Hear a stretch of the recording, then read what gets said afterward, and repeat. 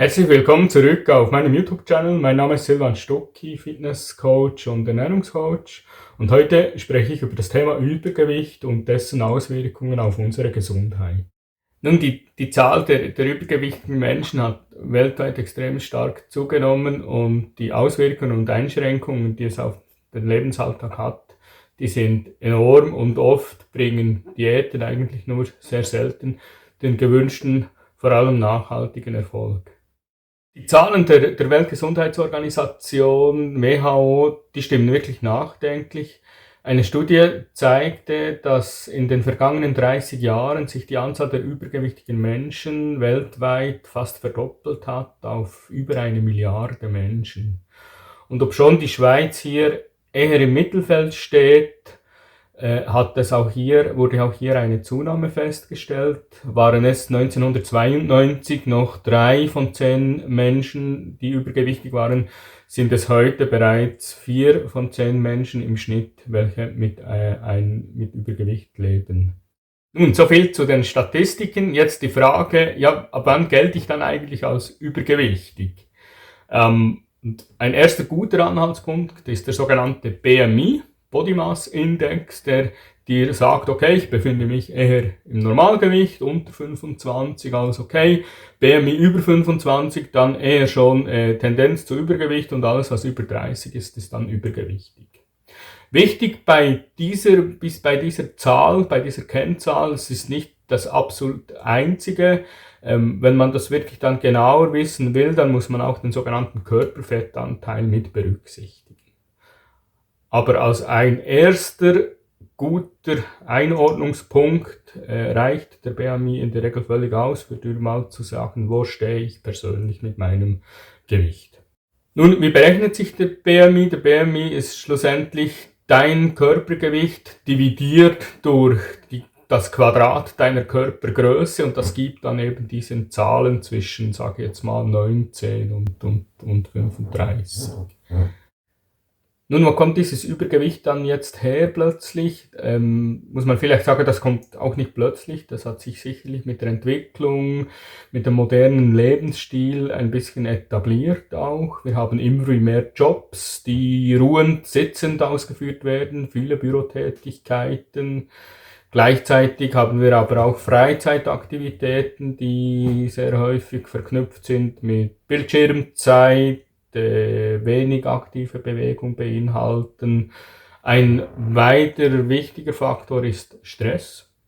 Schlussendlich haben wir ja auch immer in unserer schnelllebigen Zeit immer mehr mit Stress zu tun. Wir schlafen vielleicht nicht immer gleich gut, und man weiß, Schlaf ist entscheidend für einen gesunden Stoffwechsel und schlussendlich auch für die Kalorienverbrennung. Dementsprechend gibt es wirklich eine Vielzahl von verschiedenen Faktoren, die dazu führen, dass es immer mehr übergewichtige Menschen gibt. Was sind die Folgen von Übergewicht? Und hier ist wichtig zu erwähnen an dieser Stelle, das ist kein medizinisches Video. Dieses Video ersetzt auch nicht die Beratung durch einen Arzt oder durch eine Ärztin.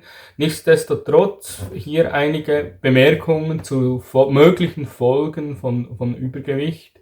Es kann sein, dass wenn du 1-2 Kilo zu viel hast, dann zwickt es ein bisschen, du fühlst dich nicht so wohl, aber das ist grundsätzlich noch nicht wahnsinnig schlimm.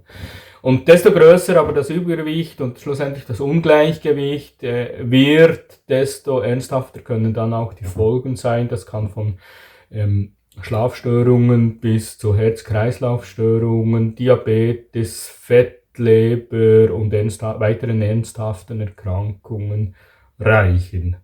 Darum gilt sicherlich in jedem Fall, wenn du das Gefühl hast, Übergewicht sei bei dir ein Thema, dann sprich mit deiner Ärztin oder mit deinem Arzt. Es gibt sehr viele Leute, die sich in der heutigen Zeit genau auf das spezialisiert haben. Such dir Hilfe, lass dich beraten, und in der Regel kann man schon mit ein paar kleinen Tricks und Kniffs schlussendlich viel herausholen und so dann schlussendlich zu einem wieder gesünderen und aktiveren Lebensstil wechseln. Was kann ich nun tun, wenn ich übergewichtig bin, respektive dafür sorgen, dass es vielleicht gar nicht erst so weit kommt? Gibt sicherlich 2 Ansatzpunkte. Das eine ist die Bewegung, und der wichtigste Punkt nach wie vor ist einfach sicherlich die Ernährung selber. Die Ernährung ist nach wie vor ein Schlüssel, der extrem wichtig ist, wenn man Übergewicht vermeiden möchte oder aber dann auch schon vielleicht ein bisschen Übergewicht hat und abnehmen möchte. Diese viel besagten 5 Portionen Früchte und Gemüse pro Tag, die sind nach wie vor ein guter Richtwert. Dann gilt es sicherlich auch, sich entsprechend ballaststoffreich zu ernähren, viel frisches Gemüse, Vollkorn- und Haferprodukte zum Beispiel, mageres Fleisch etc. etc.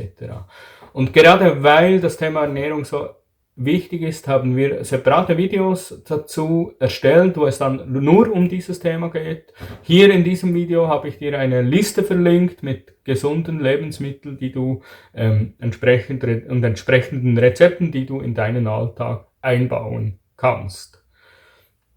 Was hingegen sicherlich nicht empfehlenswert ist, alles was frittiert ist, fettig, zuckerhaltig, ganz viel Energie und energiereich sind Softdrinks und generell zuckerhaltige Getränke.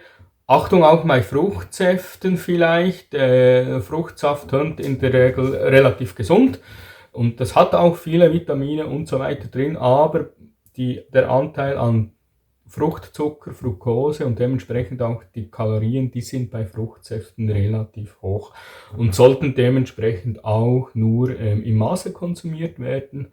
Und das gilt grundsätzlich. Ich sage nicht, dass ihr nie mehr einen Burger und Pommes essen sollt. Ja, nicht, das mache ich selber auch sehr gerne. Ich habe selber auch gerne Cordon Bleu, gebe ich gerade zu. Aber ich denke auch hier, die Menge macht es aus. Wie oft konsumiere ich das? Und das entsprechend dann dosiert einsetzen und so kann man sich dann auch freuen, wenn es freitags zum Beispiel in der Kantine wieder einmal das Cordon Bleu gibt. Und jetzt sind wir bereits am Thema Diäten und wenn man sich im Internet umschaut oder sonst in der Werbung, da gibt es ganz viele Dinge, die einem versprochen werden. Man kann in kürzester Zeit sehr viel Gewicht verlieren, vielleicht noch mit Hilfe einer Pille und so weiter. Und das ist sicherlich alles nicht falsch, aber grundsätzlich eine schnelle Gewichtsreduktion ist immer damit verbunden, mit der Gefahr verbunden, dass sie nicht nachhaltig ist. Der vielbesagte Jojo-Effekt, dass man schnell mal wieder auf dem Gewicht ist vor der Diät oder im dümmsten Fall ist man noch ein bisschen schwerer als vorher, den gibt's wirklich und dementsprechend hier mein Tipp: langsam umstellen, die Ernährung, die Fitnessgewohnheiten anpassen, aber alles mit einem gemächlichen Tempo, so dass es dann auch hier wiederum Schlüsselintegration in deinen Alltag. Mach es zur Gewohnheit, mach es zur Routine und dann garantiere ich immer noch nicht, dass es erfolgreich ist, aber ich denke, die Wahrscheinlichkeit ist massiv höher, als wenn du sagst, hey, ich will im nächsten Monat 10 Kilo abnehmen. Das ist keine gute Idee. Und wenn du jetzt denkst, okay, cool, eigentlich wollte ich schon lange etwas im Thema Gewichtsreduktion machen, bei mir selber, ich weiß aber nicht so recht wie, dann geh unten auf unsere Website Active Fit and Healthy.